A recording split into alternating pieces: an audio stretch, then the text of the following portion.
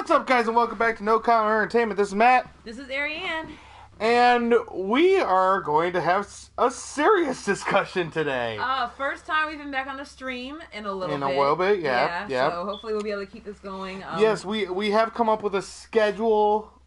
We have brought it up before since we moved down here. Our work schedules have been crazy. And then we're deviating from it right now. Yeah, we said Sundays, and it's not Sundays. No, and this is just because this happened today, so we're going to do this right now. And then we'll be doing other streams, our movie streams, our gaming streams on Sundays from now on. So, today, we are going to be talking about Colin Kaepernick. This is going to be a rough one, as this is a topic that a lot of people, us included, have strong views on. And obviously, we're not. Our views are our views. You can feel free to join in the chat as usual. Disagree with us, but please keep it respectful. Everyone has their own opinions on exactly what should be done about this situation. And it can get heated in that way. Me and Ariane are going to agree right now, because we didn't do it before the stream, that we are not going to get heated. We are going to simply have a civil debate and discussion. Yes. And that's because we have to agree to that, because we are on different sides here. And that's why you see in the title, it should/shouldn't. I believe that he should not be signed. Whereas Ariane believes he should have gotten a chance by now. So we decided to throw this debate up here since it did just happen today. It is hot news. And we're going to throw our thoughts out there, and you can feel free to jump in. Well, and if I can, let's just also get some context. This has not just happened today. More recently, what happened was, you also see, like, maybe in the descriptions, that Johnny reference to Johnny That was today. That was today. The Colin Kaepernick signing, should he be signed, should he not be signed, has been going on for now 2 off seasons in the NFL. So it's been going on for a while, clearly, and it didn't just end with him, because it continued last year even without him being present. So, who would you like to start, baby, or like we go with the should, or go ahead and go with the should, and I will jump in. Okay. I'm going to say first off that me and Matt are not that far off from each other on this subject. Both of us find Kaepernick to be he's to say that he's no Tom Brady is like, well, there's no one is Tom Brady. I get that. Or Peyton Manning. I'm not even that big on Tom Brady in all honesty, but Aaron Rodgers or Peyton Manning, like he's not that leader. He's not that phenomenal quarterback. And so some might say, well, if he's not, then why should he be given a chance at all? And granted, that's a legitimate concern. If you're going to try and sign who is essentially the general of your offense to your team, you would like them to be at that higher echelon as much as possible. But we all know that there's only one Aaron Rodgers, there's only one Peyton Manning, there's only one Tom Brady. The rest of the teams do what they can with who they have. And so that being said, why is it that people are willing to give second chances or third and fourth and fifth chances to people who consistently have in the past demonstrated questionable decision making either on or off the field? And yet somehow here's a man who, for better or worse, is at least average, and yet people who are not in the same rank as him as far as different stats and everything are still being given a chance before he is. And that's what the question is. Is it all about his on the field performance, or is it about the off the field distraction? And I posit that while his on the field is not great, if it was not for the off the field stuff, it wasn't not for the kneeling controversy, the national anthem, flag controversy, however you want to call it, he would have had a job by now. Absolutely. And because that is a consideration, then I feel like that is the reason why he is not getting signed. That's if in absence of that he would have been, and so because that's there, then it must be the reason he's not. Yeah. All right. So do you disagree with that? Because I thought that's where we were. What? It sounded like you were saying he shouldn't be signed, or I would not sign him. okay. And maybe maybe we were having this discussion before we started this, and maybe we were getting to that point. Was not just so much shouldn't be signed, but also why he hasn't been up to this point. Is it the kneeling, or is it for the reasons why you wouldn't sign him? Go ahead and maybe explain why you wouldn't sign him. And I am going to say it's a combination of both. And here's my reasoning behind that. Colin Kaepernick is a glorified backup quarterback. Well, yeah. Who came in on Alex Smith's hard work and led a team to a Super Bowl. Granted, he is a talented option offense quarterback. Here's my problem. This guy came into the league, and if you look at the stats, I mean, we got him up here right now for you. If we look at the stats, rating-wise, I mean, he's solid. 80s, 90s, 178 season. You know, he's good. Here's the stat that they don't show on here. Completion percentage is right around 60, so not terrible. He has some sacks, but mobile quarterbacks tend to get sacked, especially option quarterbacks. The stat they don't show is win-loss. After the Alex Smith season, he had a grand total of 1 winning season in the NFL. Everything else was 500 or less. 8-8 or worse. So that's 3 seasons. 2013, 14, 15, well, 4 seasons. 2013, 14, 15, and 16. Yes. Okay. So which season was winning? The first one, right after Alex Smith. That makes sense. And this comes to a point that I had brought up earlier. Not in the stream, but through some conversation before we decided to stream this. Is that when the option came out, which is what Kaepernick was known for, was running that option offense under Harbaugh. It was very much like, it's very reminiscent of the Wildcat of the 2011, I believe, Dolphins. So for those of us who are in here who don't know much about so if you don't know that much about football, just so you understand what I'm talking about, the Wildcat is a formation in football where the quarterback is either lined up as a receiver or not on the field at all. And it is basically a running formation, a trick play running formation. And when it first came out, the Dolphins were unstoppable. I think they went 11-5 that season, went to the playoffs. They lost in the playoffs, but they had a very good rhythm going. Here's the problem. The very next year, once defenses learned what they were doing, they focused on stopping the Wildcat. When they did that, the Dolphins went back to their sucky ways. And it's kind of the same thing with Kaepernick. Once they figured out the option, I think it was either the Ravens or the Bears who said, you know what, if Kaepernick's running the option, hit Kaepernick.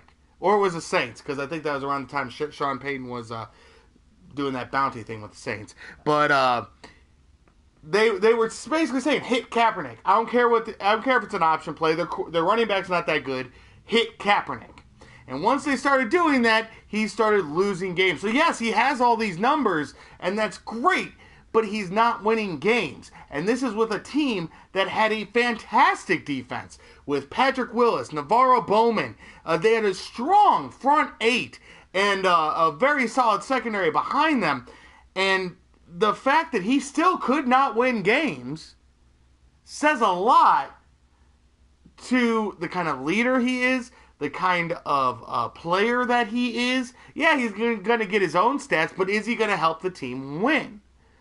Because there are still debates going on whether Tebow should be in the NFL right now. Because while his stats are horrendous, he won games. I will say also, just like to those who are joining us in the stream, feel free to comment. Yeah, feel free to jump in.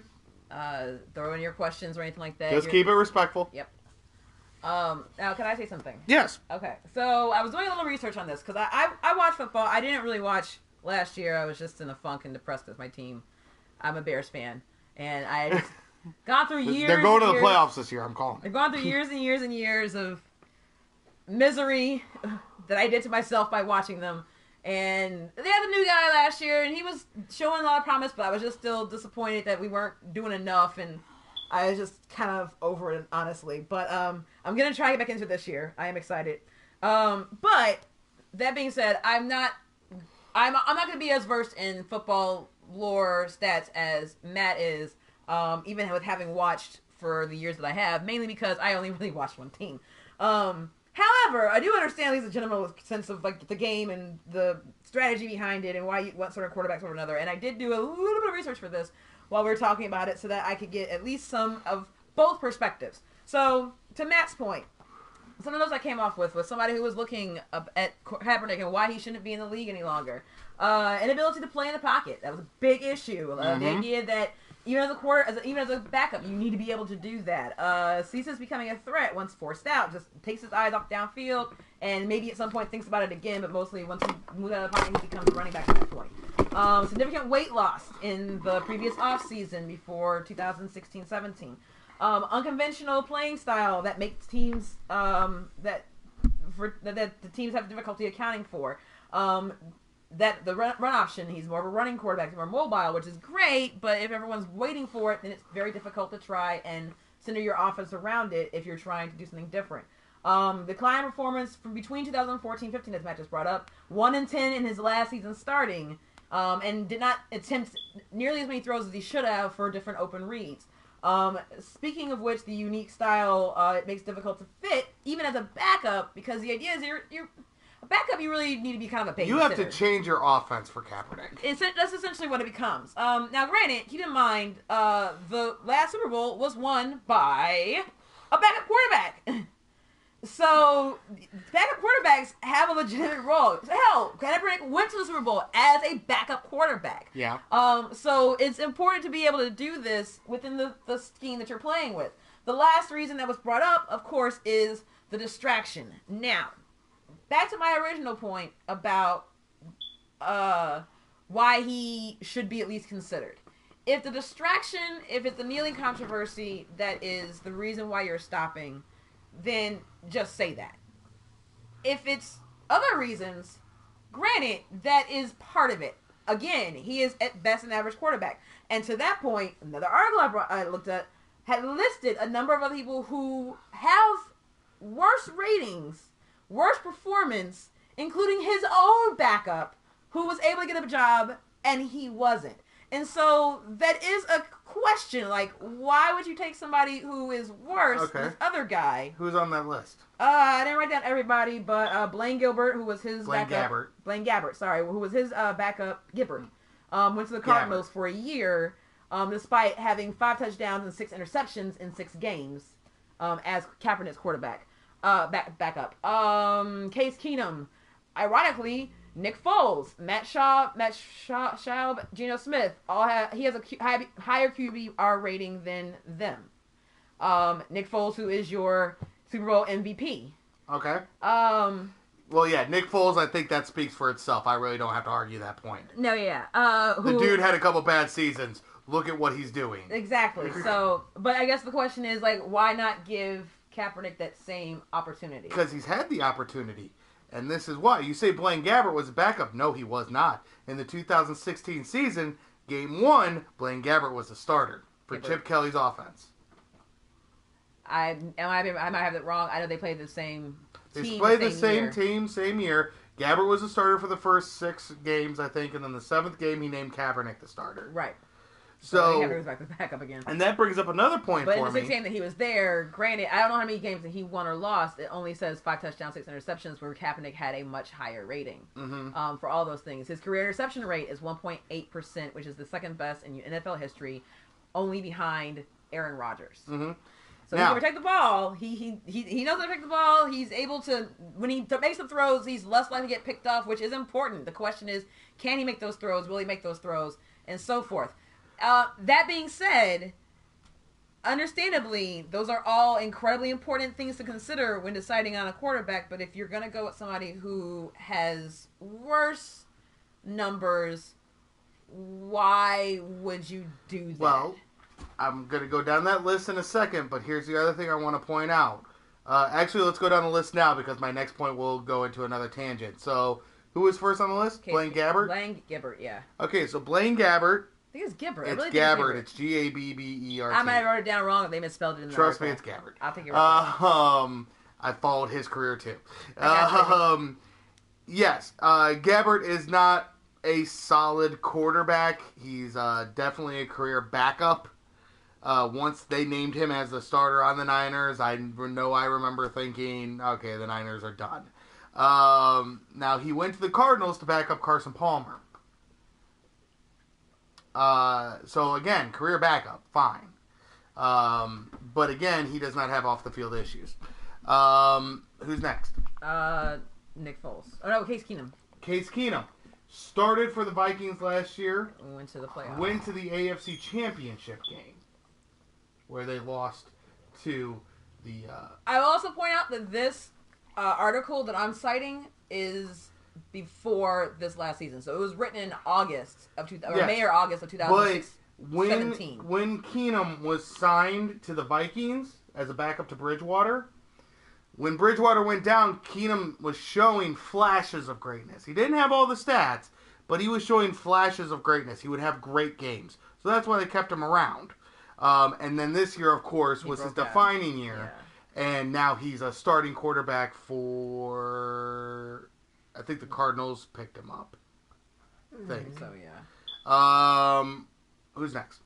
Nick Foles. Nick Foles, we've already established, speaks for himself. Next.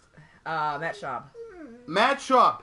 This one I heard, and I was really ready to jump on this one. Matt Schaub does not have the best career stats. Why? Because he's not a great quarterback. But, when he left the Falcons as Vic's backup, and he came over to the Texans, and was the Texans' first true starting quarterback, for the first 2 or 3 seasons that he was there, he led the NFL in yards. Okay. He got the ball down the field. So while he declined sharply and quickly, there are still those first 3 years of... He was leading the NFL. He was beating guys like Breeze, Brady. I mean, he was beating these guys in yards.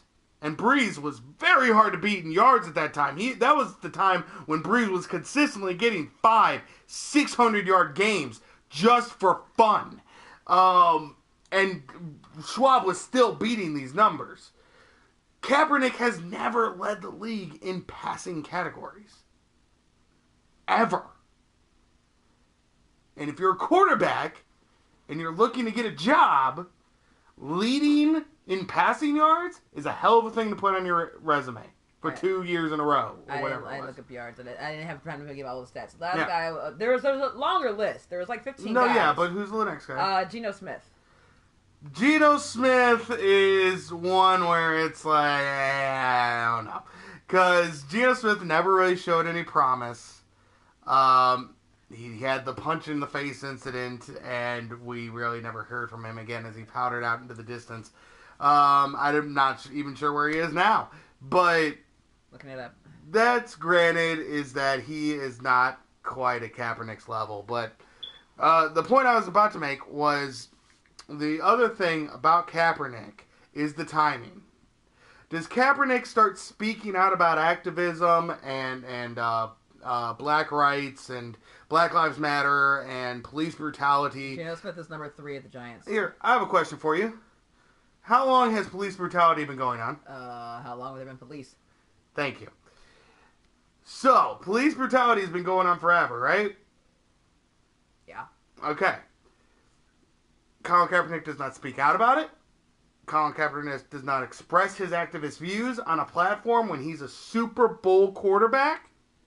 He waits until the season that he's benched to start doing this. Is that necessarily why? No, I'm not pretending to be in Kaepernick's head. This is just how it looks.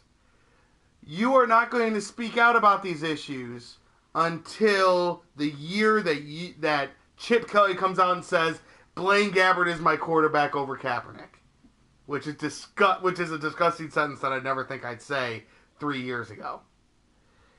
And then all of a sudden you start sitting for the anthem and kneeling for the anthem and saying that you're an activist and going all this. And then, after a year of no one signing you, knowing that taking this stance would piss some people off, seeing that this stance is pissing people off for an entire year, and then coming back and saying, oh, I won't protest the anthem anymore. Please sign me. 1, looks like a PR stunt. 2, you don't stand by your own fucking ideals. If you don't have the courage to make this ideal and make this statement that I agree with, and then back off of it because there are consequences to the choice you made, and you don't have a backup plan, now all of a sudden I'm supposed to sign you? When obviously, after... Okay, so just again for the non-football watchers, there was a guy named Patrick Willis on the Niners, arguably the best middle linebacker in the league. He retires 1 year when Kaepernick's there. And all of a sudden, the 49ers start to implode. There's in-locker room troubles. There's GM hates the coach, and the coach hates the GM, and the GM doesn't like Kaepernick, and Kaepernick doesn't like this guy, and this guy doesn't like this guy, and there's a whole bunch of locker room turmoil as soon as Patrick Willis leaves. What does that tell me? That tells me that Patrick Willis was the leader of that team, of that locker room. He was the heart, he was the soul, he was the backbone. As soon as he left, no one stood up to fill that void. And you know what? If you're the damn franchise quarterback of an NFL team, it is your duty, your job, to be the backbone, the leader, the heart and soul of this team. So I am not seeing comments. no, I'm not seeing comments That's either. unfortunate. So Sorry, we just got a text from our friend. Who was on the stream? Who's on the stream, and they're trying to post comments, but unfortunately, we are not seeing them for some reason. But I don't know if you guys are typing into the YouTube comments and not the chat comments. I don't know. But where was I? I don't know. Can I say something? I thought you were... I wasn't quite done. Okay, go ahead. Finish. I don't remember where it was. That Kaepernick wasn't a leader. Oh, and yeah, that's the thing. In this quarterback-driven league with Tom Brady, with Nick Foles, with Carson Wentz, with Andrew Luck, Mitchell Trubisky, Aaron Rodgers, Peyton Manning, all these quarterbacks, you have to be the leader in this league if you're the quarterback. There's a reason the middle linebacker is known as the quarterback of the defense. He's supposed to be the leader. He's supposed to get everyone in place. He's supposed to get everyone together. That is what the quarterback's job is. So when you can't keep a team together, that also tells me I don't want to sign you. So, speaking about the comments, it might be that if you guys are in the YouTube comments, That's what I was just saying. Yeah, it might not show up. Just to also reiterate, try to. We're in the top chat at the right of the screen. That's what she just said. I'm not saying anything. Yeah, it's not coming up for some reason. That's weird. That sucks. Yeah. All right. I guess if you guys want to text us and we'll just read them out. Unfortunately, if anyone else joins us, we may not be able to see your. That's unfortunate. Yeah. Feel free to leave comments in the YouTube chat below. And we'll be happy to answer them when we get a chance to go back and look at our stream afterwards. But unfortunately, it doesn't like it might be their setting. So if anyone else is watching and they want us to chat, do comments, go ahead. If we see them, we will read them out and try to answer them. Unfortunately, right now we're not. But if you want to just ride along with us as we do this debate, we're happy to have you join us as well. So if I made some of the points we've made, there are a lot, so I'm going to try and unpack some of them. Okay. Number one, I don't feel like it was a PR stunt. Now, I don't disagree that there probably is a correlation between him being a backup and him doing the protest. Because... And you noticed that I didn't bring up that he was the top selling jersey. I don't think that had anything to do with it. That was just another consequence of his decision. It might have been going down for a while anyway, just because the Niners have been going down. No, he was the best selling jersey. Oh, he was? After he started protesting. Oh, really? Yes. Oh, okay. So, some people brought that up as ammo for it was a PR stunt.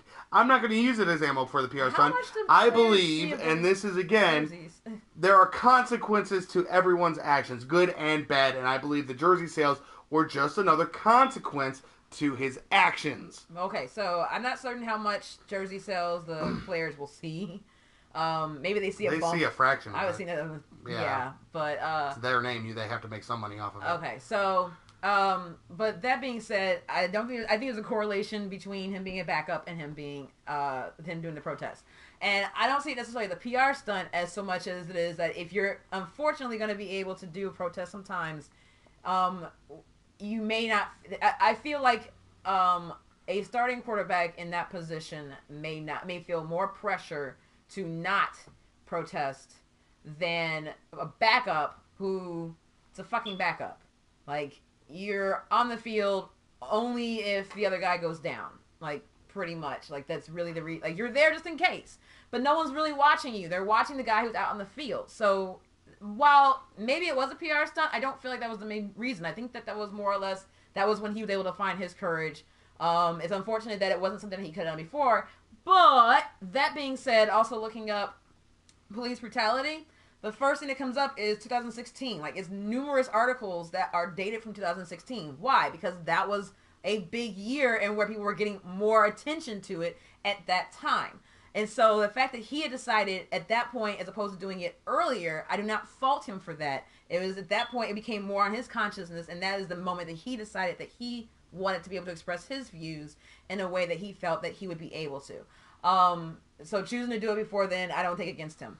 Number two, 49ers. Patrick Willis left, and while he may have been a leader on that team, he may have also chosen to leave. The fact that there was a vacuum of power after that, I don't think necessarily reflects entirely on Kaepernick. I think the fact that Patrick Willis chose to leave, and as you pointed out when we were talking about this off camera, he was only 29. Who was probably Ish, more of the 29-ish. I don't know if that's completely. but he still wasn't at the oldest. He wasn't retirement age. He's kind of like Calvin Johnson. Like you're leaving, really? You still have some left. No, yeah, he decided to leave at that time, perhaps because he didn't want to work for another team. He felt like he'd accomplished everything he was going to. He probably had more money than God already, anyway, and organizational issues were probably something that were factoring into his decision. We could look it up. Someone else could certainly, by all means, add it to the YouTube comments and let us know. But after that, there was certainly a lot of information coming out about Harbaugh, and I think there was also I don't remember if that was around that same time because there's been a lot of controversy surrounding the NFL. It feels like almost every year for like the last 4 or 5 years. There was the domestic abuse scandals. There was the Deflategate. There has been, of course, the player protests. There's just been one thing after another. And may I also point out that the protests have been going on even after Kaepernick had left. And so the fact that you would decide now that someone would decide that that's a factor when you have people who are actively on your team choosing to protest kind of seems to me that you're punishing him for making the choice of starting this. You can't do anything with the guys who are on your field now unless you pass a rule that says that players can't do that any longer because it's not against the rules and it's not against the law, and it certainly is upholding their First Amendment rights to do so. But essentially punishing him for even starting this, I feel, is the biggest factor in why he's not getting to play right now. Maybe it's not the biggest. I'm willing to accept that he is, as I've said a couple of times on this, an average at best player. But the fact of the matter is that it does seem that even at average, he is probably still performing better than other backup quarterbacks who are currently playing right now. And so if the main reason that you're choosing to go away from him is because of the distraction, let's talk about the distraction, for example. Why is it a consequence in the first place that he's not going to get to play because of how other people are going to view him?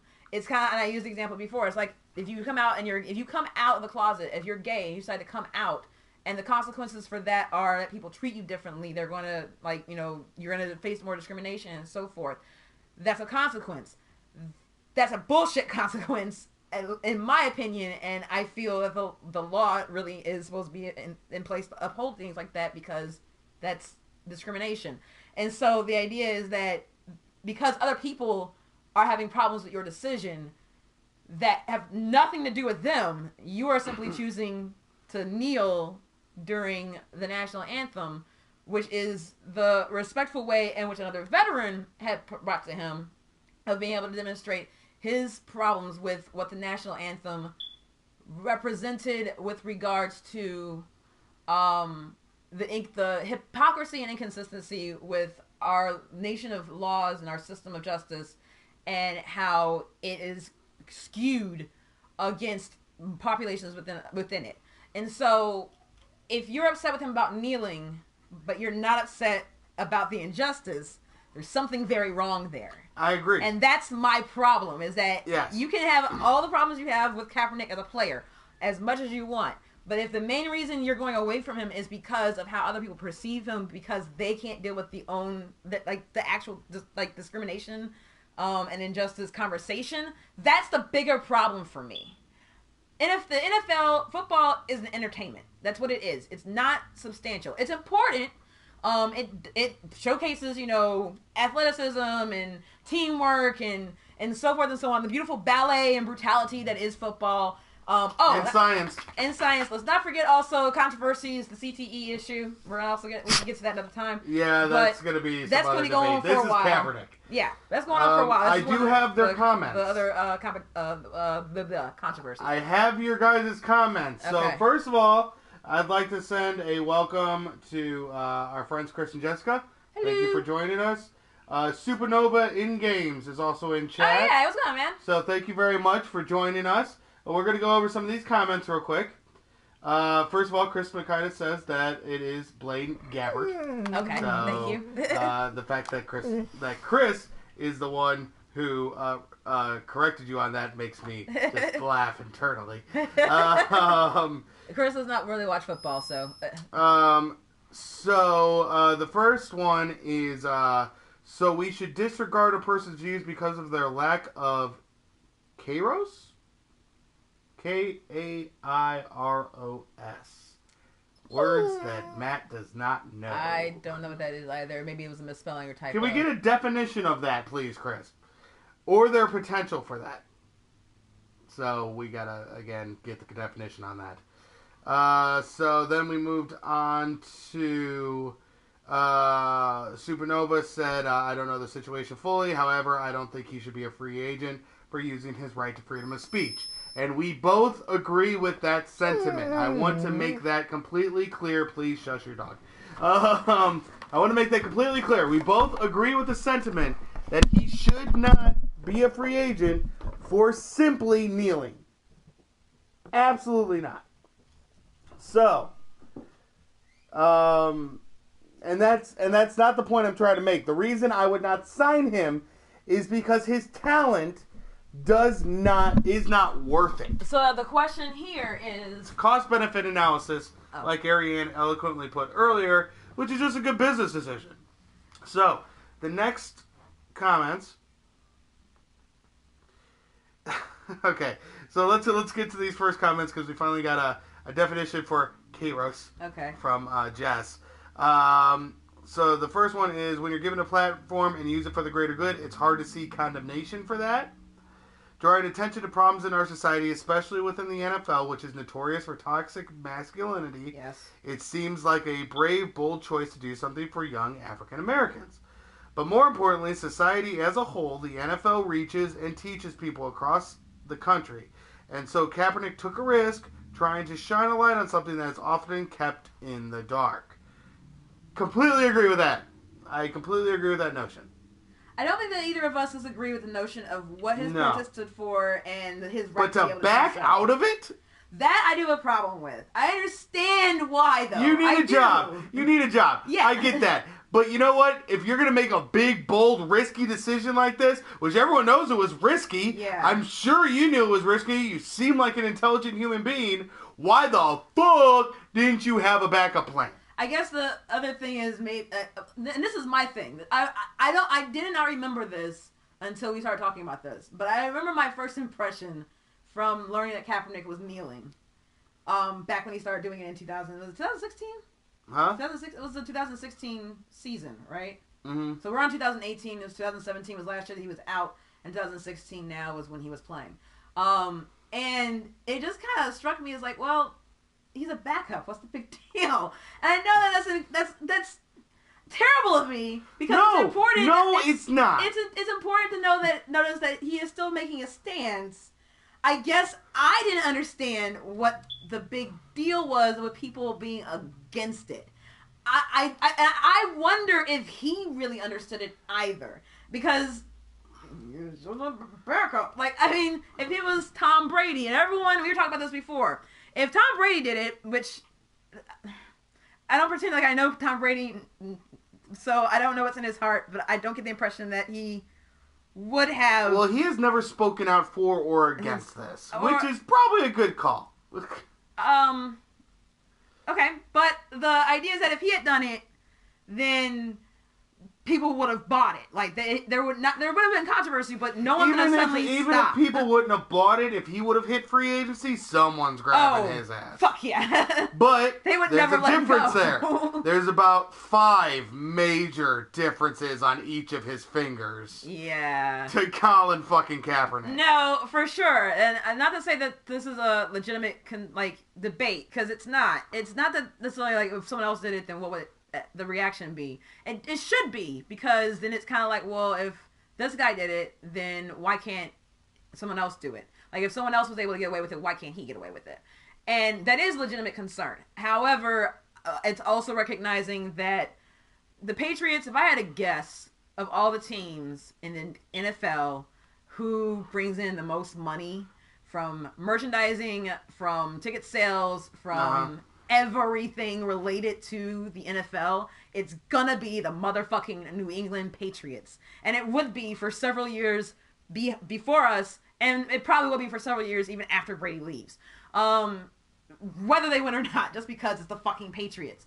So, if he had chosen to do it, I disagree. I just don't believe that people would have as nearly as much an issue with it. It would be, oh my gosh, Tom Brady's being so brave to step up and talk about police brutality and, injustice and African American rights and so forth. Like, but then there would also still be those trumpets who go, "We're not paying you millions of dollars to kneel." No, there would be.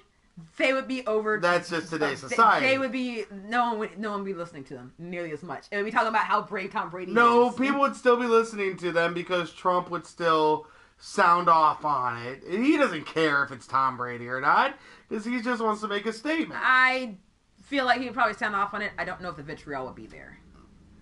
And maybe that's because it may be a matter of the racial color. Like, the Kaepernick is if Tom Brady's listening, why don't you try it and show us what happens? It would be like, he doesn't watch our channel. Hell no.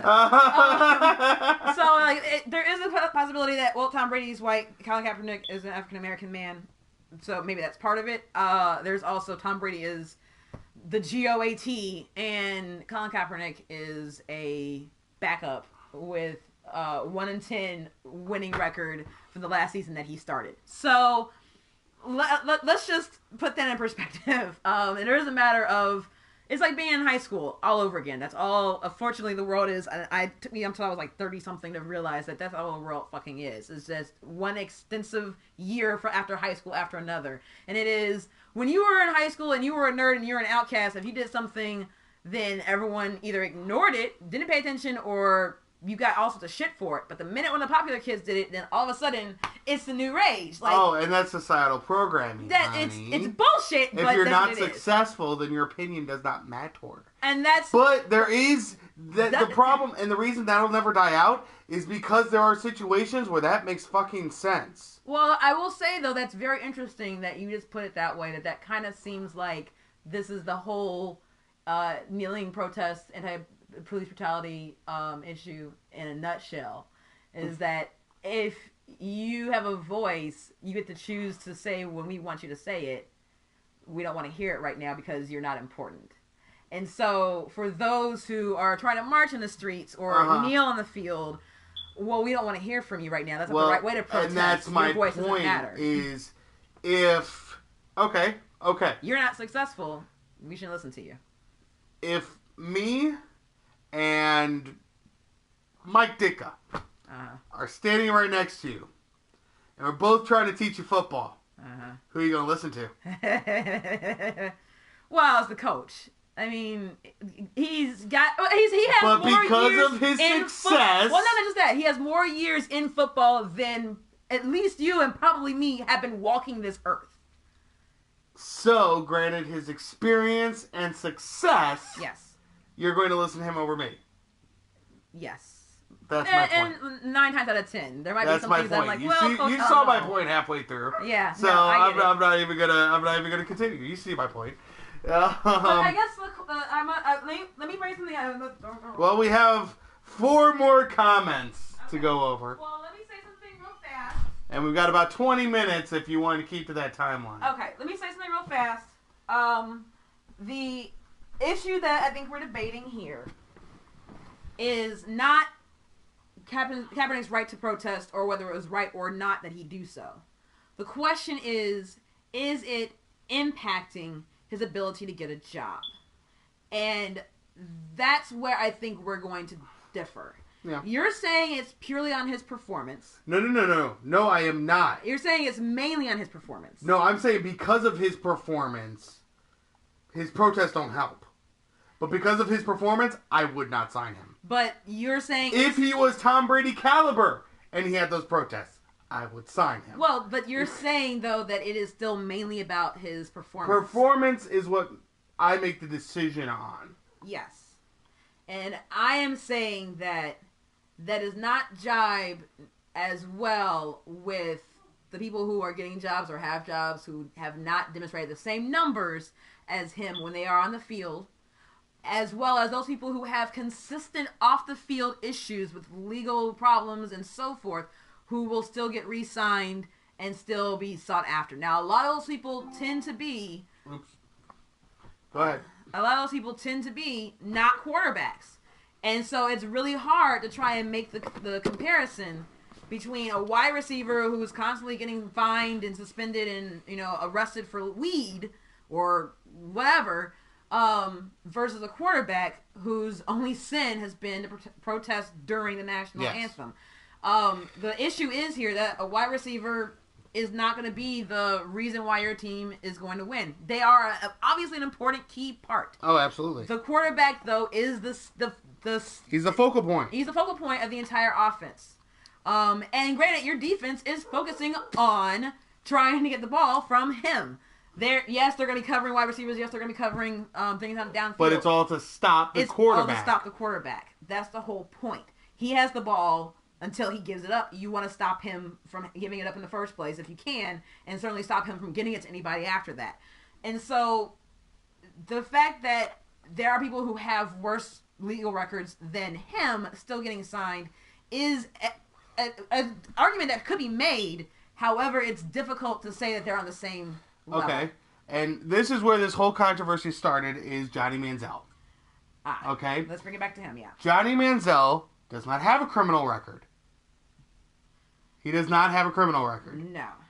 He was an alcoholic. Severe issues when he was on So alcoholism, which is supposed to be a disease. Yes.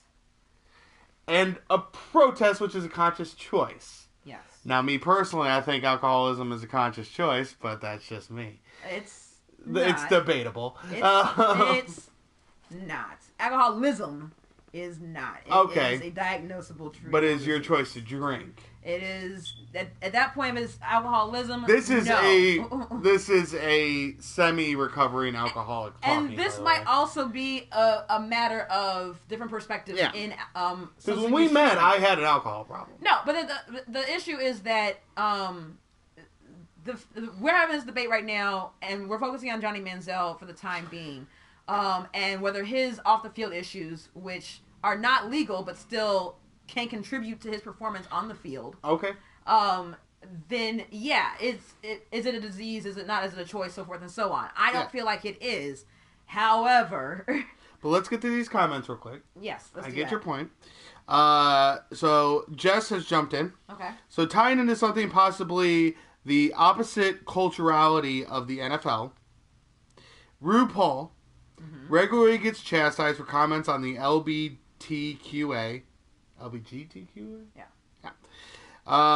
community, especially in regards to transgender folk.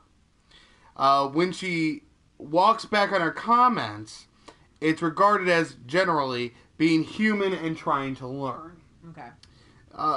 Kaepernick is in a completely different position than from RuPaul, as she is always going to be the biggest drag star in the world, owns her own entertainment company, etc. But giving issue to Colin Kaepernick, who did his best and backed off when he figured out if he couldn't work, seems like we, society, is holding these figures to different standards. This is true. And I think we covered that basic idea. We did, but I think that I was more or less agreeing with you that it's disappointing that he couldn't. Yeah, no, you stand by your rights, dude. But, and it's the same with RuPaul. If you have, this is the country of free speech, and that is always, because we've been together for so long. But free speech has always been the most end-all, be-all to me. Because when that goes, in my opinion, if that goes, everything else goes. I guess the issue with free speech, not necessarily the issue, but as something to keep in mind, though, which may be essentially what's kind of happening here, but I don't necessarily agree with it, and that can be the issue here, is who agrees and who doesn't, and people who don't agree are the ones who are holding the purse strings as far as if they want to sign this guy or not, is...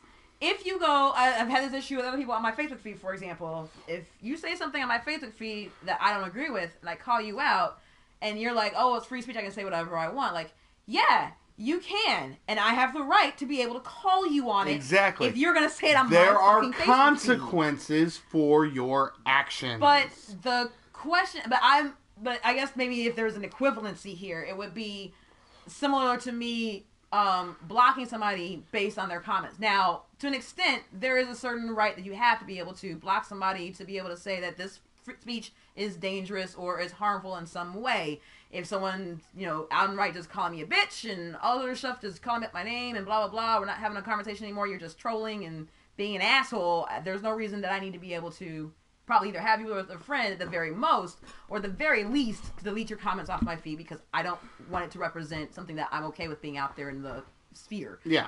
Now, the key terms initially in that conversation was dangerous and harmful. What the fuck is dangerous or harmful to whatever Kaepernick is doing? Nothing. Exactly. Or is it? Because it's calling into question in a way that people cannot avert their eyes. The NFL, granted, football has been kind of going on a downward slide as far as ratings or whatever, but so has a lot of TV. In general, a lot of TV has overall. I don't think that's because of Kaepernick. No, absolutely not. It's because of all the other controversies. I think that's because of the society we're in. I think it's the society we're in, as well as the NFL's own complacency with a lot of the other controversies that they have been embroiled in. Which brings us to the next comment. If I may finish. Okay. The issue is, though, that he is viewed as being dangerous to the point where the leader of the free world, God help us all, is calling him out by name. Don't call him that. And... She's leading us into a not-so-free world. But calling him out by name, and all those who are associated with him.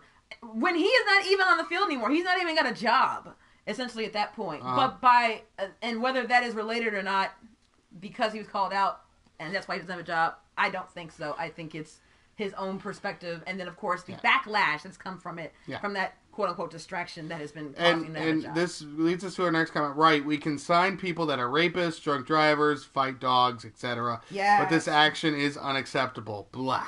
Okay. And this is where my research comes into play. Okay. So, first, Manziel. That's what sparked this whole thing, so I'm going to start there. Okay. People think that they should not be looking at Johnny Manziel if they're not going to look at Kaepernick. Well, I disagree. I would take a look at Manziel, and here's why. Between the two of them, their quarterback rating, which is basically a kind of overall performance, I think the best you can get is like 150, and no one ever does that. 126 is the perfect in the pros. The college is a little higher. But their quarterback rating for their professional careers is 7 points apart. Okay. Manziel's a 73. Kaepernick's an 80. Okay? Their college careers. Manziel's rating is 164.1. Oh, he was a Heisman Trophy winner, wasn't he? And he was a Heisman Trophy winner. Kaepernick's 142.5. What was it again? 121 versus 160. 160 versus 140 something. So a 20-point swing, Okay. as opposed to a 7-point in the pros. Manziel was a first-round pick. Kaepernick, a second-round pick. Manziel has 1 season of work under his belt with alcoholism. Kaepernick has 5 seasons under his belt with 1 protest season. And he was declining before then. So, my point on looking at Manziel over Kaepernick is this is a business decision. Do we want the off-field distractions if he's not going to provide for us on the field? Because really, at that point, it's a pity hire. The NFL doesn't do pity hires. No. They don't get paid for pity hires. We're not going to pay you millions of dollars because we feel sorry for you. You need to perform on the field. So if you do not deserve to be in a uniform. So why the hell are people still talking, not still, but at least for the last 2 years, even still, why do people talk about Tim Tebow? Because he won games. He was terrible. He was terrible. He was terrible. And I would not look at Tim Tebow. But he won games. Okay, so you're... And that's why people like Skip Bayless are all over his nuts. Ugh. But I personally think Tebow's freaking terrible. So I guess the question is here, and that's still going to be part of the conversation, and that's what I'm trying to get back to. What is it that is the main reason why Colin Kaepernick has not been given a chance?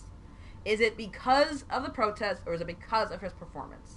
Not even just given a chance. Like, the Seattle Seahawks were looking at him, the Baltimore Ravens were considering it, but as far as I could tell, and looking on online, no one has really floated any actual contract offers to him his way. Not even enough for him to actually decline. They have not actually made any formal contract offers to him, period, since he was released from the San Francisco 49ers at the end of 2016 season. So,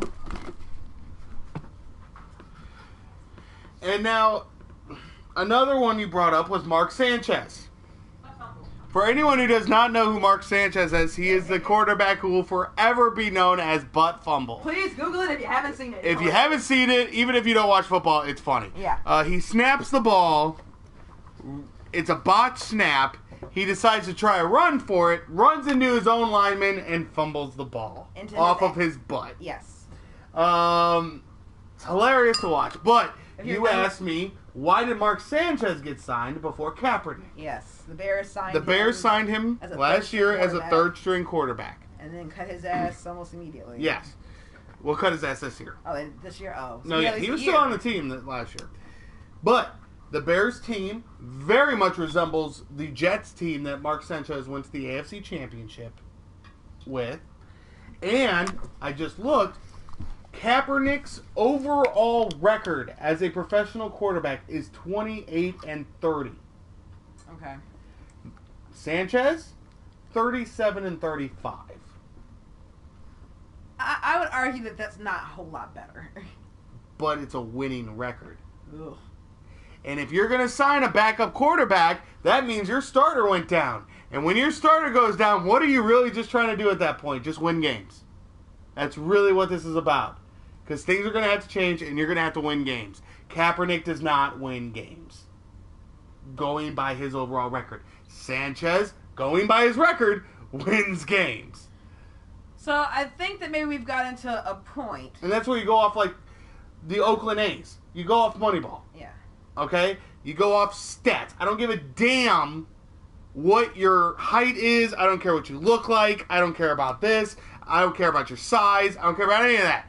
I care about, for the A's example, your on-base percentage. How often are you on base? If you're on base, we score. That's it. So, like, his percentage, his interception percentage doesn't factor in there at all. Not if it doesn't lead to losses. But let's look at that. So, over his career, he had 72 touchdowns and 30 interceptions. The percent that I had from the article that I was looking at said 1.8%. Sanchez is 86 and 86. 86 touchdowns and 86 interceptions. So, way worse. But who wins the games? I get that. I do. So even with your tremendous stats, you can't win games, is what you're telling me. Okay. So I think that we're going to wrap up here pretty soon, but I think that it seems like, if I may. Oh, we're competing with the Tucker Carlson live stream. That makes me happy. Okay. I hate him. Okay, so, okay, so let me put it this way. Is there a case to be made that it is... Okay, so I don't know. I guess I was going to say, is it a case to be made that it's both? And I really think that it should be one of it. It's like that whole, like, which R are you from Kill Bill, if I may quote a Tarantino movie. Are you regret or are you relief? You're always going to feel a little bit of both, but you're always going to feel one of them a little bit more. So which one is it for Kaepernick? Is it the protest and the distraction that comes along with it, unfortunately? Or is it his performance on the field? And this... Which one is factoring more into the decision of owners to decide when they want to free up cap space to be able to take this guy on in the hopes of possibly winning a game? Because I don't think anyone's making the case that he needs to be a starter. Maybe someone is out there. I'm not. But I'm making the case that he is at least a solid backup, and that's really all you need him for. That's what he's been most of his career. Granted, some of that has been inconsistent, but like we've also shown other quarterbacks being backups and being inconsistent in different offense styles, and then blooming when they get into somebody else's. Perhaps that is also factoring into, because as far as I know, he's only ever played for 49ers. Is that correct? Yeah. So if he played in another team's formation, which granted, the 49ers, not long after Kaepernick left, Harbaugh was gone. Yeah. No. Harbaugh was gone before Kaepernick. Was he gone before Kaepernick? There were two coaches before Kaepernick. Okay, then that might be Hush. That may disintegrate my point. But the idea is that for the most part, he's only played under one team. I don't know, you know more about football than I do. I don't know about the different systems of offense that the different coaches played with 49ers after he came in. And certainly there was the controversy with Peyton Manning when he got to the Broncos, and whoever the fucking coach was for that guy when he went there was, I can't play with Peyton Manning. He doesn't play in my offense. Like, it's fucking Peyton Manning. You play his offense. And I'm not saying that Kaepernick is that type of player. That's not going to work for everybody, and it shouldn't. But the idea is that perhaps it is also about seeing him in different playing styles, seeing him in different playing offenses, and seeing if there's an offense that fits for him that he might actually do well with. And the fact that no one's even really considering him does beg the question, well, why? When you are looking at other people who have, at best, right around similar stats, who still get a chance. And so my argument is that in the absence of the protest, because he would probably be given a chance, and I guess we'll never know, that means that the protest is actually factoring more heavily, maybe not the most important, but it is actually weighing more heavily against him than his actual performance. And that was one more point that I had made to you. Are you having any more comments? Not yet. Okay. That I had made to you, what happens if we cut out that first year? Because when I opened this stream, I brought up the 11 Dolphins. Yeah. That demolished the league because no one was ready for it. Yeah. And I really truly believe that was Kaepernick as well. So if we cut out that first year that he that he replaced Alex Smith, which was 2012. So we cut that out. That was 10 TDs, 3 interceptions. Looking at it right there. Okay? If we cut that out, his total career is 62 and 27. Not as good as 72 and 30. Yeah. Okay? And then we could also do the math and cut out the rating, but I really don't feel like doing all that. But his rating that year was higher than any other year that he had by far. His rating was 98.3. His next closest was 91.6. Year after. He did not break 90 after that. Well, and this says 90.7 in 2016, in the last year he played. Oh. Yes, you're and right. actually his stats did go down, but 2015 was obviously his worst year, and then it ticks back up again in 2016. So before he left, he wasn't doing too horribly. He just wasn't winning games. Now, granted, again, I'm a Bears fan. I've been watching Cutler play for the last 7 years, or give or take. And I knew when no one else who was watching, when the sportscasters are watching and all the highlights, they are watching just the highlights. They may not be watching any one game or another. They just don't have the time. There's, 16 games, 15 games maybe going on at any given week. All of them simultaneously. 3 or 4 hours at a time. You just don't have the time to watch every single last game and really dissect any of them. Unless you're looking at the highlights. Someone else's job as an intern is to do that for you. But, if you're watching just one team and just their games and maybe a few others on the side, then you get an idea of a player's capabilities. And the stats may say one thing, but unless you actually see it for yourself, it can be great on paper, but the problem is he's still losing. And that was Cutler. Now, granted, he somehow, bafflingly, has a better rating than Kaepernick, even though everyone in Chicago fucking hates Cutler because he's so inconsistent. Yep. But the fact of the matter is, he actually had a lot of promise or a lot of and talent. that's why he was signed over Kaepernick when Tannehill went down last year. Despite the fact that everyone still... on top of the protest. Sorry, I was about to go on a rant about Cutler. That's not what this is about. So, but the point is that Cutler was not winning games. Mm-hmm. I don't know what his rating was. I know it's higher than Kaepernick's. I don't know what his records were. I know that as a Bears fan, we seem to be losing a lot more than I would prefer. We were never in any real contention for the playoffs outside of like 2013. And I want to comment. Let's get off the Bears for a second. But I'll bring my point to the fact that just because someone Kaepernick has these stats, but he's not winning.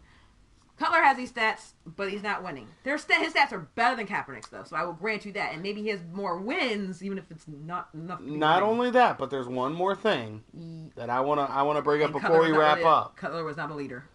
Yeah, but one more thing I want to bring up before we wrap up here. Okay. Kaepernick flourished in 2 different kinds of systems. Both were college systems. Mm-hmm.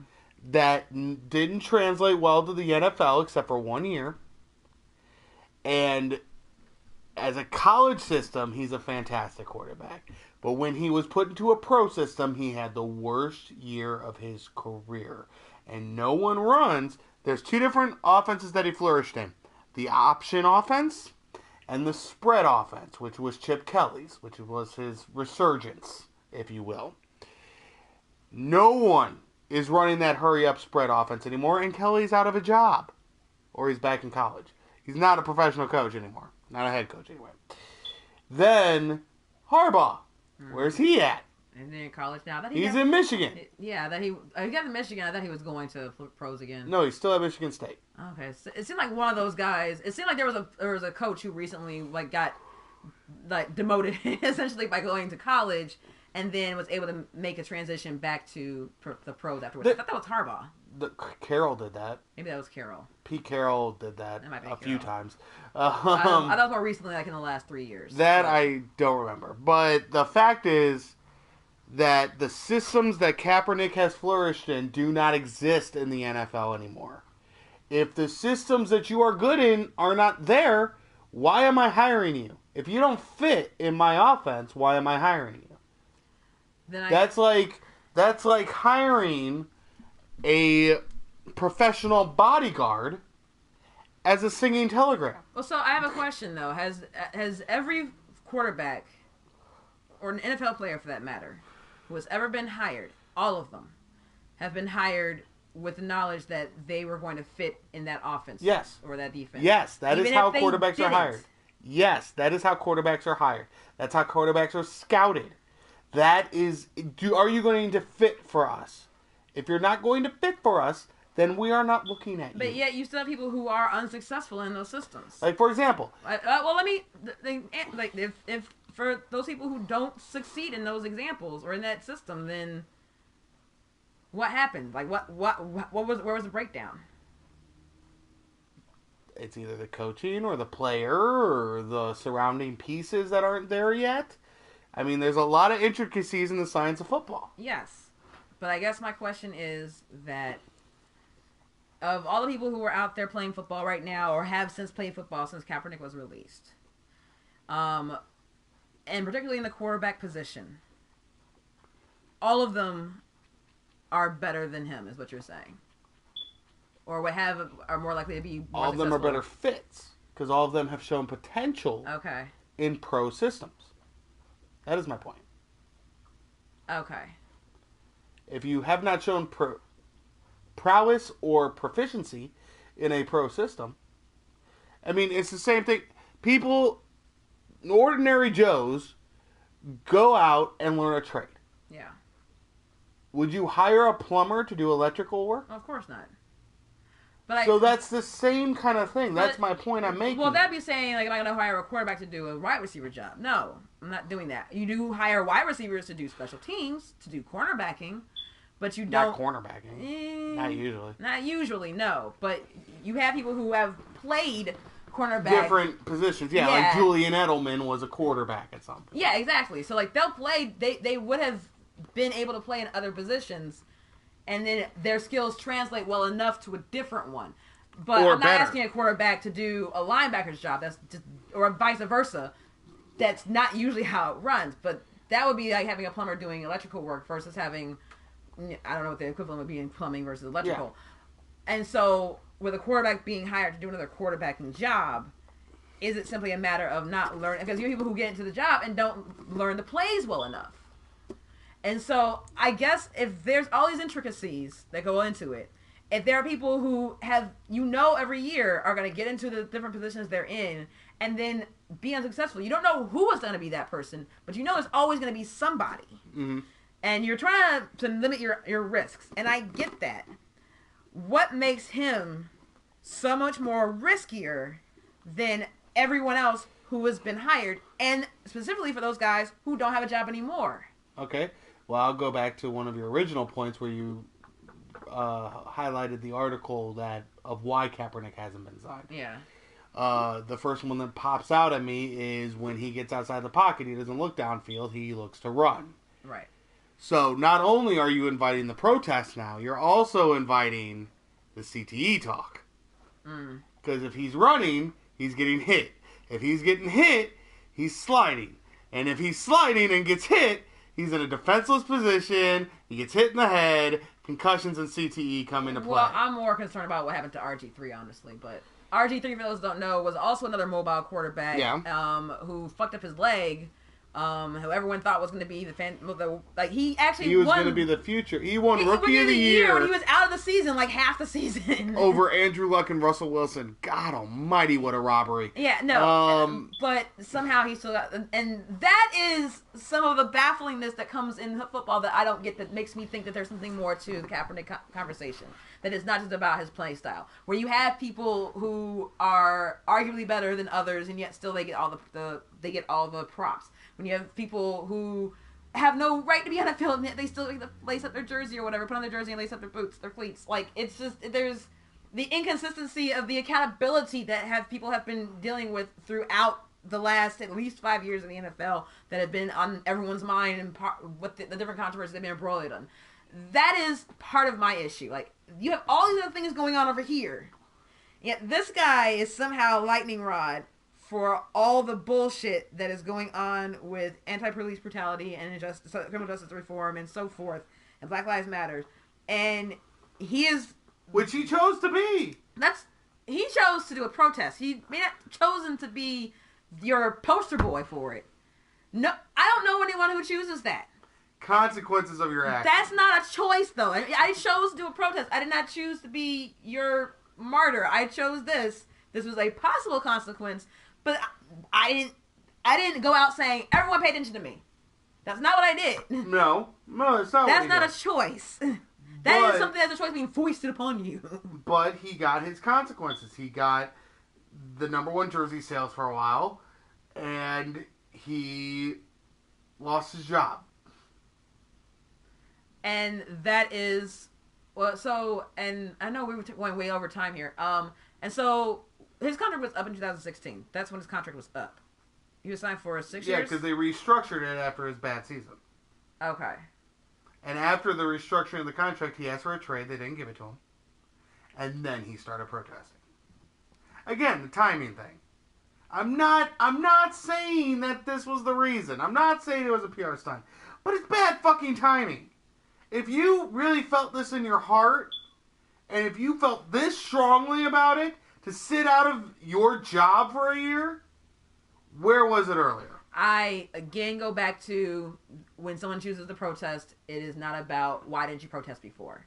So why are you protesting now? Like, what is it about? What prompted you to decide this is when you decided that you could not sit silent any longer? So again, not faulting him for not doing it beforehand. I will say that it is interesting of the timing because, again, I don't think that if he was a starting quarterback that he would have done it. I don't think a lot of people would have. Someone else might have, but he chose not to.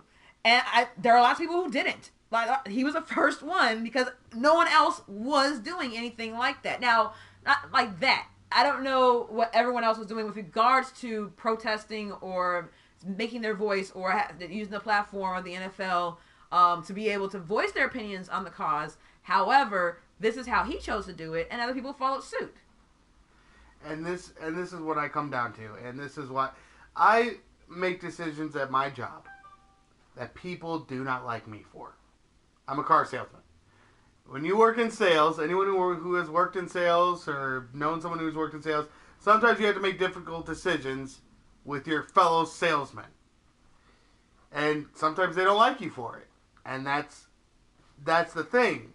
And that's what my ultimate point is. I have done things that have alienated me from some people. But I knew that was a possible consequence of me making my choice. I did not back out of the choice a week later, and all of a sudden be apologetic and new to these people and say, oh no, that wasn't what I meant. No, I made a decision and I stuck by my ideals. And that's the thing, if you feel so strongly about this, I want you to stick by it. Okay? Because now you've not only given up your job, now you've given up what you gave up your job for. So if you don't get a job, then what? Because now you're saying you're not going to back up your thoughts and use your freedom of speech anymore just to get your job back. That's the definition of selling out. Well, I guess that brings up the Justice comment about holding people to different standards is about a learning process and so forth. It's disappointing that someone would then go back on their ideals, but it's also the idea that people who stand up for their ideals is the reason why they get attention, because no one else is doing it.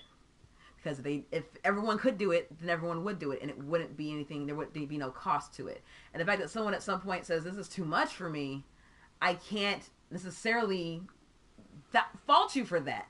People who choose to stay home instead of protesting, people who choose to not do a certain job because they don't agree in it and then change their minds about it later on, people who take the money for a job that they don't believe in because they have the mortgage to pay, like that sort of thing. Like, I get that. It's unfortunate, and I wish this world was built more that we reward people for that sort of mentality, but that's the whole reason why they do it. It's because if it was that easy, then we wouldn't need people to do those decisions in the first place. And so I disappointed that he couldn't keep it up, but I understand why he feels like he can't.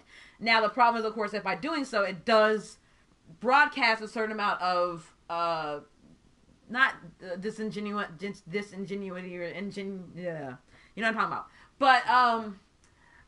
But I guess the idea is that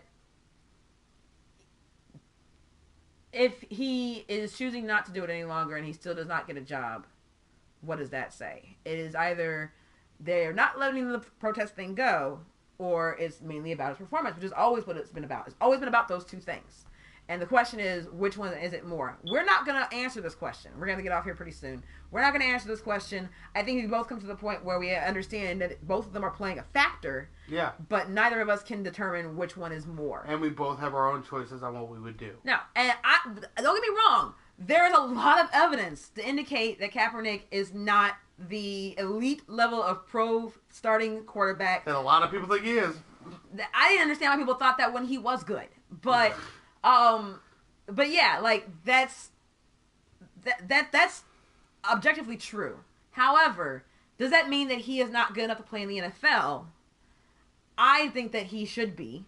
I think that he is. I think he's demonstrated enough to be warranted a conversation, to be warranted more tryouts, to be warranted contract offers, to be warranted the idea of the opportunity to play, and then show what he has. But I feel like he is not more because of the unwanted attention that was going his way. And that really should be the discussion. Why is that even part of the consideration? It's clearly his performance. I get that. But we both understand that the protest is really the reason why, in absence of the protest, he would be probably given a job. Yeah. So that means the protest is playing a factor. It is playing a factor. So why is that such an issue? And that needs to be discussed. And we can do that another time, on a different stream. So, in closing, we do have a couple more comments to go over. NFL is a private organization and can make whatever decisions they like. Ultimately, it will alienate people or draw people in depending. In this case, I think it was the wrong move. But I'm not the target audience. That's from Chris. Okay. I am glad that Kaepernick did what he did and hope that he finds an organization that respects the platform that they give to their players. So, in closing, I still stand by my decision that I would not sign him simply because I do not think he works in a pro-style offense and he is not as good as everyone thinks he is.